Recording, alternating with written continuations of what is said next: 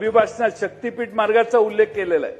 शक्तीपीठ मार्गाचा उल्लेख अध्यक्ष महोदय करतोय आपण.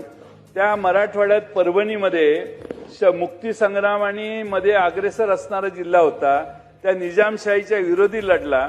त्या निजामशाहीच्या विरोधी लढणाऱ्या जिल्ह्यात महायुती सरकारच्या माध्यमातून पुन्हा निजामशाही अस्तित्वात आली असं लोकांना वाटायला लागले. कारण शक्तीपीठ महामार्गाच्या वर आंदोलन करणाऱ्या शेतकऱ्यांचीच धरपकड सरकारने केली. अध्यक्ष महोदय, फार अवघड परिस्थिती महामार्गाची. शक्तीपीठाच्या मागे सरकार का मागे लागलंय हेच कळत नाही. मागे लागलाय तुम्ही ते शक्तीपीठ महामार्ग. मी इकडच्या बाजूला बसलोय म्हणून माझ्या मतदारसंघातच घातलाय. आता ही अलाइनमेंट बदलली आणि शक्तीपीठ महामार्ग माझ्या मतदारसंघातच घातलेला आहे. आणि आता मतदारसंघात आणि जिल्ह्यात सगळीकडे आंदोलनं सुरू झालेत. पूर्वी जो शक्तीपीठ महामार्ग होता त्यात मुख्यमंत्री म्हणायचे लोकांनी आमचं मान्य केले.